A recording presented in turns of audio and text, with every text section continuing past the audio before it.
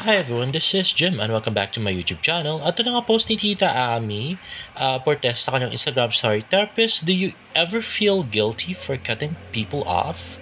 Me, only for not doing it sooner. Therapist, you really embrace boundaries. Me, boundaries? No. I have gates now with guards and a dragon. O di ba parang related din to kay Barbie, di ba?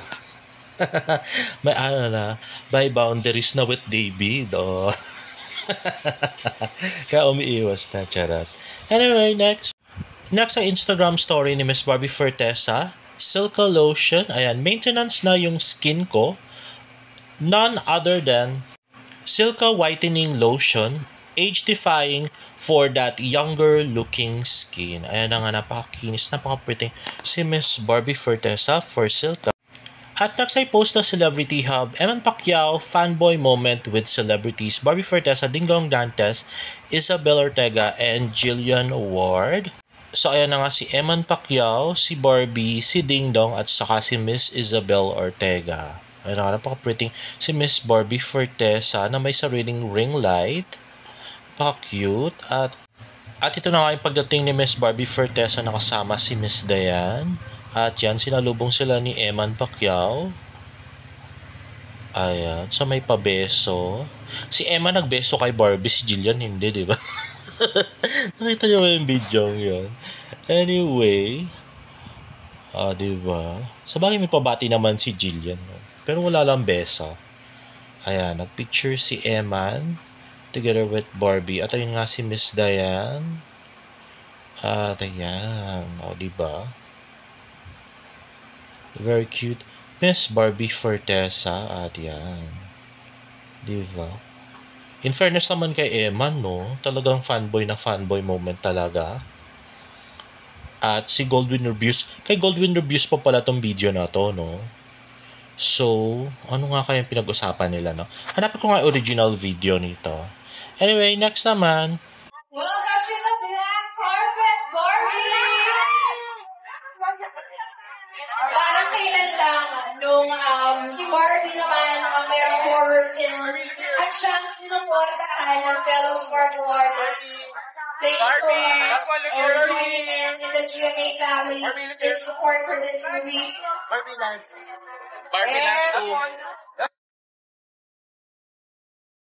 Ayun na nga, the very pretty Miss Barbie Fortesa for KMJS Gabi ng Lagim Premiere Night.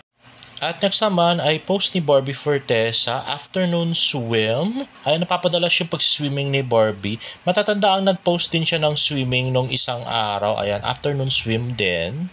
Wait, what? Ayan, si Barbie Fortesa nagsiswimming.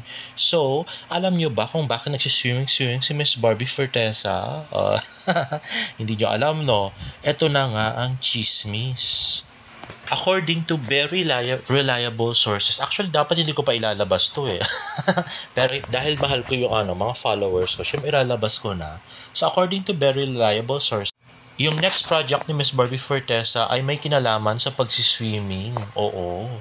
So, hindi pa actually dinitalye, pero she's getting ready for her next project. So, hindi sinabi kung movie or teleserye yung gagawin niya. Pero, may part doon na kailangan niya mag-swimming. So, eto na nga yun. Kaya nagpa-practice or nagsiswimming na si Miss Barbie Fortesa. So, abangan natin yan. Grabe. Jezabel.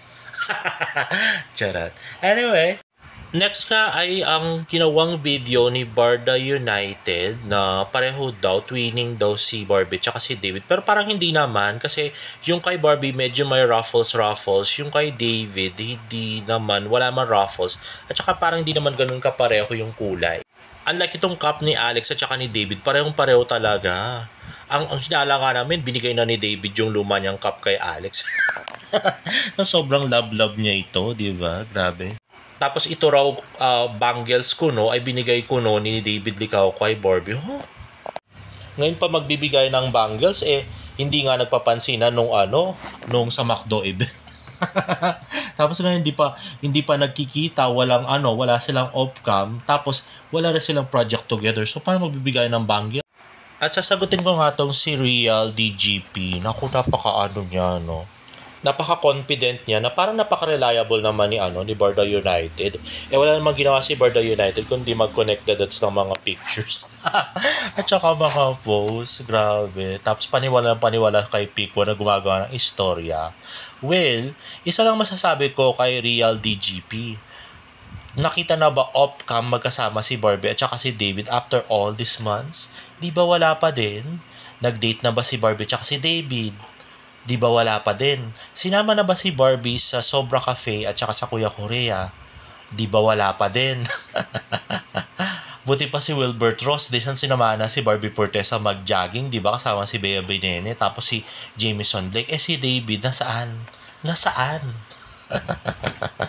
Tapos, buti pa si Jisoo tsaka si Rahil, sinama na ni David sa vlog, sinama pa niya sa Kuya Korea. Si Barbie, nasaan? Sinama ba? Grabe. Tapos inaalas ka ako dahil hindi raw pumunta si David doon sa premiere night. Pwede naman mag-cancel si David anytime doon sa premiere night. Syempre yun na sinabi niya sa management na pupunta siya tapos hindi naman pala siya pupunta, no? So, we're still investigating nga bakit hindi siya pumunta doon. With regards sa birthday naman ni Alex, yun nga, nag-early celebration sila pero nagpaalam na si David na aalis siya this holiday season. So, we're thinking mga December na siguro yon dahil patapos na yung November, diba? Tsaka alam ko may event pa si David, diba?